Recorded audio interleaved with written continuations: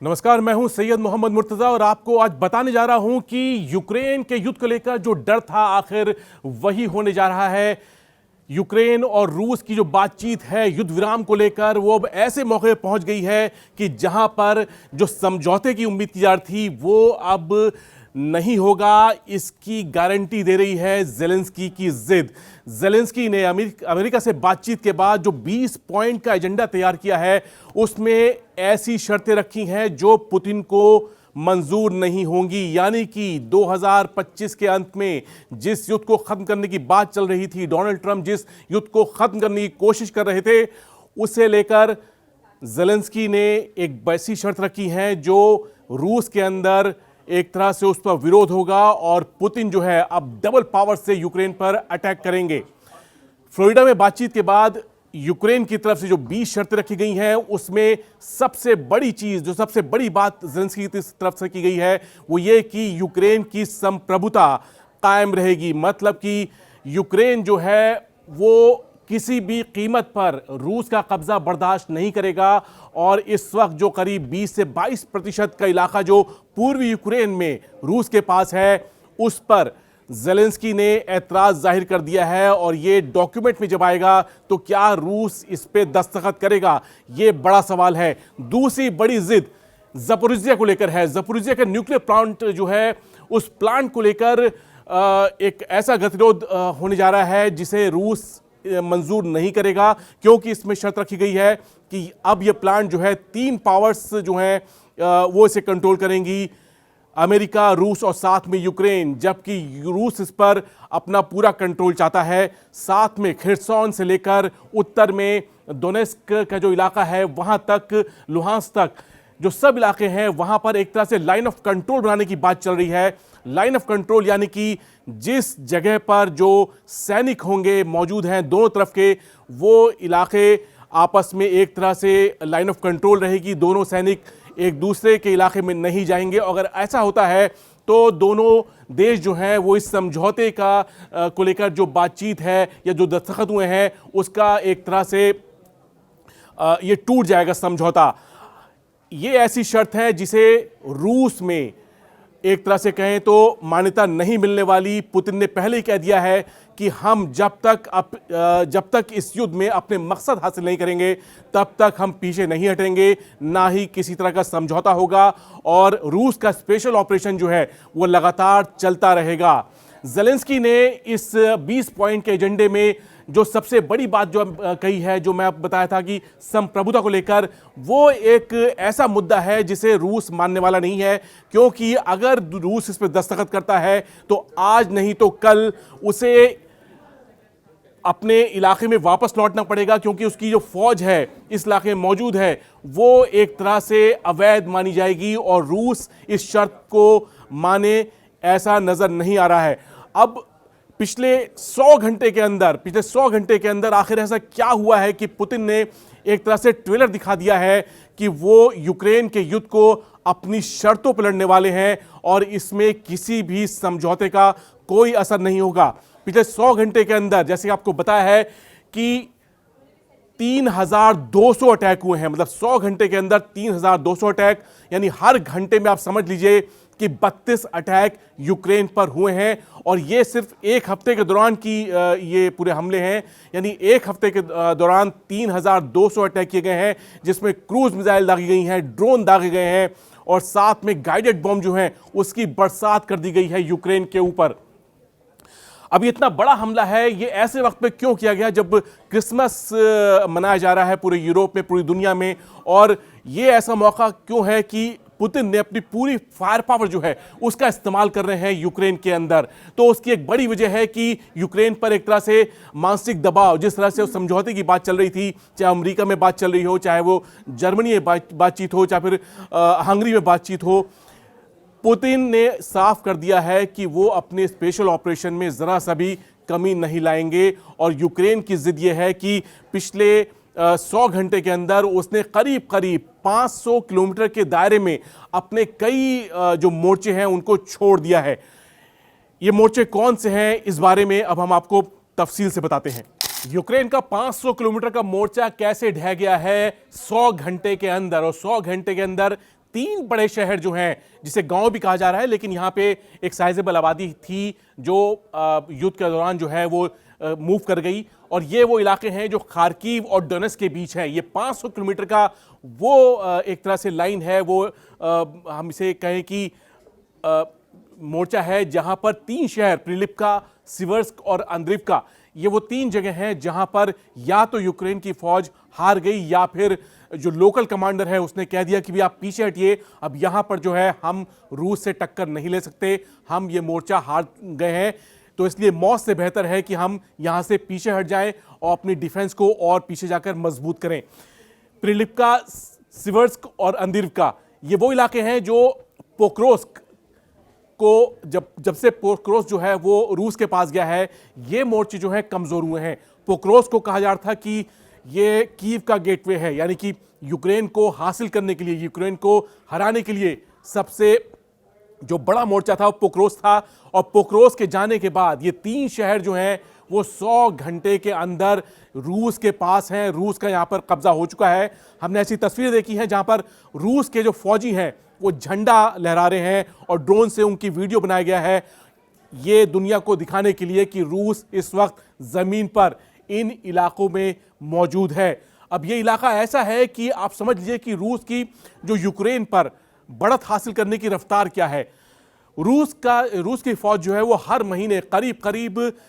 300 वर्ग किलोमीटर की जमीन जो है उस पर कब्जा कर रही है। 300 वर्ग किलोमीटर, अगर आपको बताएं तो दिल्ली जैसे शहर, अगर हम कहें तो दिल्ली जैसे शहर जो है, हम इतने बड़े इलाके पे रूस को 4 दिन लग रहे हैं, 4 महीने लग रहे हैं इतने बड़े इलाके पर कब्जा करने के लिए। तो अब समझ लीजिए कि अगर रूस इसी रफ्तार से आगे बढ़ता गया तो वो कहीं ना कहीं निप्रो नदी जो है वहां तक पहुंच जाएगा और तब रूस के पास इतना इलाका होगा जिसे लेकर डोनाल्ड ट्रंप भी कह चुके हैं कि ज़ेलेंस्की, अगर आपने अभी सरेंडर नहीं किया तो आप पहले से ज्यादा इलाका खो देंगे। तो ये मोर्चे थे जो एक तरह से ज़ेलेंस्की के लिए बहुत बड़ा टेस्ट साबित हो रहे थे और पुतिन की फौज यहां पर कामयाब हुई है। उसने 100 घंटे के अंदर ऐसा बदलाव लाया है इस फ्रंट पर कि अब ज़ेलेंस्की की फौज के लिए पीछे हटने के अलावा कोई रास्ता नहीं बचा है। अब ज़ेलेंस्की जो है वो क्या करेंगे? पिछले 10-15 दिनों के अंदर वो कुपियांस्क का दौरा कर चुके हैं,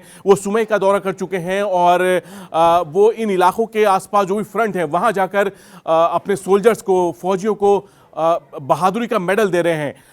लेकिन सबसे बड़ी बात यह है कि यूक्रेन में इस वक्त लड़ने के लिए फौजी नहीं है और जो मोर्चे पर हैं वो अपना फ्रंट छोड़ के पीछे की तरफ भाग रहे हैं। लोकल कमांडर उनसे कह रहे हैं कि भाई ये मोर्चा जो है अब डिफेंड करने लायक नहीं रहा है या फिर रूस की फौज यहां पर बहुत ज्यादा हावी है। रूस ने इस वक्त अपना पूरा जो ध्यान जो है वो डोनबास के साथ साथ ओदेसा में लगाया हुआ है। ओदेसा वो जगह है जो एक तरह से पर्ल ऑफ ब्लैक सी कही जाती है। ओदेसा वो शहर है जो यूक्रेन का एक बड़ा बंदरगाह है और आज भी यूक्रेन का जो बड़ा व्यापार हो रहा है पूरी दुनिया से वो इसी बंदरगाह के जरिए हो रहा है। ओदेसा में पुतिन ने, रूस ने, यहाँ की रूस की एयरफोर्स ने बहुत बड़े हमले किए हैं। यहाँ पर सब जो हम जैसे बताया कि 100 घंटे के अंदर जो 3200 हमले हुए हैं उसमें सबसे ज़्यादा वार जो है वो ओदेसा में किया गया है। ओदेसा बंदरगाह पे जो बड़ी फैसिलिटीज़ थी, गोदाम थे, वो तबाह कर दिए गए हैं। एक तरह से ओदेसा में पुतिन की कोशिश है कि यूक्रेन की इकोनॉमी जो है, अर्थव्यवस्था जो है, उसकी कमर पे वार करना चाहते हैं। और ओदेसा क्यों खास है इसकी मैं आपको कुछ छोटी छोटी बातें बताता हूं कि युद्ध के दौरान जब युद्ध शुरू हुआ था तब ओदेसा और आसपास का जो 2-3 छोटे बंदरगाह थे वहां से 70% तक का जो व्यापार था वो यूक्रेन कर रहा था बाहरी दुनिया से। यानी कि 70% जो अभी ट्रेड हो रहा है यूक्रेन का वो ओदेसा से हो रहा है। यानी कि ओदेसा का जो भी जो कमाई है, जो उसका एक्सपोर्ट है, उसका जरिया ओदेसा है। अब पिछले कुछ महीने के अंदर यूक्रेन ने अपने जो अंडर वाटर सी ड्रोन जो हैं वो एक्टिव किए हैं और उसके जरिए उन्होंने रूस के जो कई वॉरशिप्स हैं या फिर जो उनके समुद्री जहाज हैं जो ट्रेड में शामिल किए हैं, मतलब कि कार्गो शिप हैं, उन पर अटैक किया है। और उस पर अटैक के बाद पुतिन ने कहा था कि अगर रूस के जहाज़ों पर हमला बंद नहीं किया था तो रूस जो है वो ओदेसा की तरफ बढ़ेगा और ओदेसा में ऐसा हमला करेगा कि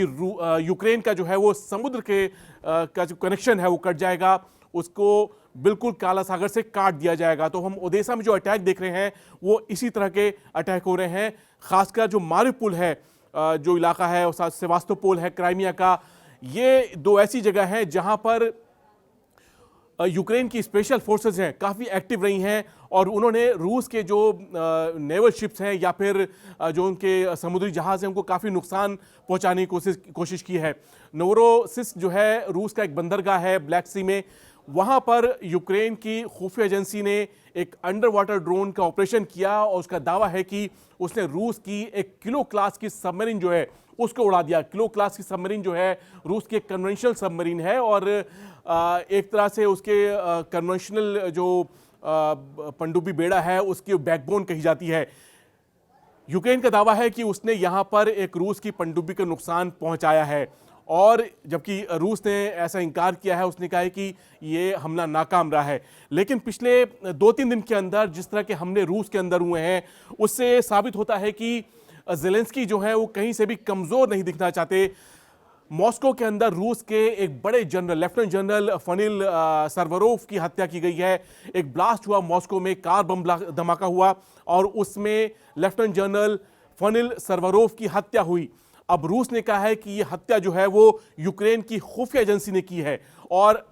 इसका बदला जरूर लिया जाएगा। तो एक हफ्ते के अंदर जिस तरह के यूक्रेन के अंदर अटैक हुए हैं उसमें एक बड़ी वजह देखी जा रही है कि रूस जो है वो किसी भी तरह यूक्रेन को का दबाव जो है वो कम करना चाहता है, क्योंकि यूक्रेन की स्पेशल फोर्सेस ने पिछले 2-3 साल के अंदर यूक्रेन के कई बड़े जनरल जो हैं, बड़े कमांडर जो हैं, उनकी ऐसी हत्या की है। और एक तरह से जिस तरह की जंग हम देख रहे हैं यूक्रेन के अंदर वो डॉनबास और क्राइमिया के आसपास तो लड़ी जा रही है, लेकिन जो स्पेशल ऑपरेशंस हो रहे हैं, जो खुफिया एजेंसी ऑपरेशंस कर रही हैं, वो एक ऐसा युद्ध है जो दुनिया को तय पता चलता है जब कोई खबर आती है, चाहे वो किलो क्लास सबमरीन जो है उसको धमाका हो या फिर रूस के एक जनरल जो हैं जिनकी हत्या की गई मॉस्को में, उस तरह के हमले हो। अब रूस के जो पिछले 1 साल के अंदर ऐसे 3 जनरलों की हत्या की गई है। इगोर एक लेफ्टिनेंट जनरल थे जिनको परमाणु जनरल कहा जाता था रूस का, उनकी हत्या 17 दिसंबर को की गई थी 2024 में, यानी कि 1 साल बाद इसी तरह की जो मर्डर को अंजाम दिया गया है मॉस्को के अंदर। और ये एक तरह से रूस के लिए बहुत बड़ा चैलेंज है कि कैसे वो रूस यूक्रेन की खुफिया एजेंसियों को रोके, क्योंकि इस तरह के अटैक जो हैं करके यूक्रेन लगातार जो है वो रूस को दहला रहा है। जो उसके यूक्रेन के लॉन्ग रेंज ड्रोन जो हैं वो अब कैस्पियन सागर तक जाकर हमला कर रहे हैं और वहां पे उसका दावा है कि उसने रूस के एक ऑयल रिग को भी उड़ाया है, वहां पे उसके एक जंगी जहाज को भी नुकसान पहुंचाया है। यानी कि 1000 किलोमीटर दूर कैस्पियन सागर में, जिससे कई देशों की जो सी कोस्ट है वो जुड़ते हैं, चाहे वो कजाकिस्तान हो, चाहे वो ईरान हो, अज़रबैजान हो, ये वो इलाके हैं जो इस कैस्पियन सागर से जुड़ते हैं। और यहाँ पर 1000 किलोमीटर की रेंज के अंदर रूस के एक बड़े तेल ठिकाने को नुकसान पहुंचाया गया है। तो आखिर में 2026 में क्या होने जा रहा है, 2026 में जो पुतिन है क्या करने जा रहे हैं, वो आज की इस बड़ी खबर से साफ हो जाता है कि जिस तरह का एजेंडा ज़ेलेंस्की ने सामने रखा है, उन्होंने 20 पॉइंट रखे हैं। 20 पॉइंट में आपको बता दूं कई ऐसे हैं जो संप्रभुता की बात है, चाहे वो डॉनबास के फ्रंट पर सैनिकों की तैनाती की बात है, लाइन ऑफ कंट्रोल बनाने की बात है, चाहे फिर वो ज़पोरिज़िया का जो न्यूक्लियर पावर प्लांट है उसको लेकर वो समझौता करना चाहते हैं। लेकिन साथ में उन्होंने कहा है कि वो 8 लाख फौज अपनी बरकरार रखना चाहते हैं, यानी कि यूक्रेन जो है अगर समझौता होता है, दोनों के बीच में युद्ध विराम होता है, तब भी 8 लाख की फौज जो है वो यूक्रेन मेंटेन करेगा। अब इतना बड़ा फोर्स लेवल जो है वो एक तरह से अगर वो फ्रंट पे रहेगा तो समझ लीजिए कि रूस और यूक्रेन के बीच हमेशा एक बड़ी टक्कर जो है उसकी संभावना बनी रहेगी। और उसमें ये एक बड़ी शर्त रखी गई है कि अगर यूक्रेन किसी भी तरह इस समझौते को तोड़ता है, वो रूस के कंट्रोल वाले इलाके में जाकर हमला करता है, तो जो सुरक्षा की गारंटी वो यूरोप से या अमेरिका से मांग रहा है वो बिल्कुल खारिज हो जाएगी और वो एक तरह से हम कहते हैं रद्द हो जाएगी। और यही चीज़ रूस के लिए है कि अगर वो यूक्रेन के कंट्रोल वाले इलाके में जाता है तो ये समझौता टूट जाएगा। अब जिस तरह की सुरक्षा गारंटी जो है वो यूक्रेन चाहता है, वो एक तरह से बता दूं आपको कि नेटो की जो आर्टिकल 5 वाली जो गारंटी है उसके समानांतर से देखा जा रहा है। यूक्रेन अभी नेटो में शामिल नहीं है, लेकिन वो इस तरह की गारंटी चाहता है कि अगर यूक्रेन पे हमला होता है तो उसे बचाने के लिए जो नेटो देश है या यूरोप के देश हैं या अमेरिका है, ये उसे बचाने के लिए आगे आएंगे। अब समझ लीजिए कि ऐसी स्थिति में चीज़ें कितनी खतरनाक हो जाती हैं कि ये जो लड़ाई है वो किसी भी वक्त नेटो वर्सेस रूस में तब्दील हो सकती है। बेलारूस में रूस ने अपनी ओरेस्निक मिसाइल जो है वो तैनात कर दी है। ऐसी 10 मिसाइल जो हैं वो बेलारूस में तैनात की गई हैं। बेलारूस एक रूस का एक दोस्त देश है, मित्र देश है। वहाँ के जो राष्ट्रपति हैं अलेक्जेंडर लुकाशेंको, वो इस युद्ध में लगातार रूस का साथ देते आए हैं। जब 2022 में युद्ध की शुरुआत हुई थी तब भी रूस की एक फौज का बड़ा हिस्सा जो है वो यूक्रेन और बेलारूस बॉर्डर पे था। वहाँ पे काफ़ी प्रेशर बनाया गया और तभी रूस के जो स्पेशल ऑपरेशन जो है उसकी शुरुआत की गई थी। अब यहाँ पर ओरेस्निक मिसाइल जो है उसका तैनात होना क्यों नेटो वर्सेस रशिया वाली एक लड़ाई जो है वो शुरू हो सकती है, ये आपको मैं समझाता हूँ कि ओरेस्निक कोई आम मिसाइल नहीं है, कोई छोटी मोटी मिसाइल नहीं है जैसे कि हमने देखा है स्कंदर है या फिर दूसरी कोई मिसाइल है। ये एक बैलिस्टिक मिसाइल है, इंटरमीडिएट रेंज की मिसाइल है, लेकिन इसकी रेंज जो है 5000 किलोमीटर तक है। 5000 किलोमीटर मतलब कि ये पूरे यूरोप को कवर करेगी और ये एक मल्टीपल वॉरहेड्स वाली मिसाइल है, यानी कि इस मिसाइल में बहुत से वॉरहेड लगाए जा सकते हैं। जो 6 वॉरहेड है इसके अंदर, जो कम से कम आप समझ लीजिए कि एक बार अगर ये मिसाइल लॉन्च की गई तो 6 ठिकानों पर हमला कर सकती है, चाहे वो यूरोप के शहर हो या फिर यूक्रेन के अंदर हो या फिर कोई भी नेटो देश हो, तो ये मिसाइल वहां पर अटैक कर सकती है। अब इस मिसाइल को तैनात करने का जो मकसद है वो ये है कि यूक्रेन और बेलारूस के बीच में एक संधि है। वो संधि ये है कि रशिया जो है एक तरह से बेलारूस के लिए न्यूक्लियर अम्ब्रेला बना हुआ है, और अगर बेलारूस पे हमला होता है नेटो का या किसी और देश का तो रूस उसे बचाने आएगा। अब बेलारूस में तैनात करके ये मिसाइल की रेंज जो है बढ़ाई जा सकती है। अब इसकी रेंज 4 से 5000 किलोमीटर बताई जा रही है, लेकिन जब ये बेलारूस में तैनात होगी तो नेटो देशों से और करीब होगी। वहाँ पे इस मिसाइल का जो वॉरहेड्स हैं यानी पेलोड जो है वो जब बढ़ जाएगा और ज़्यादा तबाही वाले वेपन्स लेकर ये लॉन्च की जा सकती है। तो ओरेस्निक जो है उस मिसाइल का इस्तेमाल दुनिया ने 2024 में देखा था निप्रो शहर के ऊपर, और तब इस मिसाइल से जो हमले हुए थे उसके बारे में कहा गया था कि इससे तबाही ऐसी हुई है जैसे किसी न्यूक्लियर बम जहां गिरता है वहां पे जिस तरह की तबाही होती है, उससे ओरेस्निक से जो तबाही हुई वो उसी के बराबर बताई गई। लेकिन ये एक कन्वेंशनल वेपन है, ये एक न्यूक्लियर मिसाइल नहीं है। तो इसे लेकर एक बड़ा खतरा ये है कि ये मिसाइल जो है अगर किसी लोकेशन पे, चाहे नेटो है या फिर यूरोप के किसी देश पे गिरती है, तो ये एक तरह से रूस और नेटो के बीच में सीधी टक्कर शुरू कर देगी।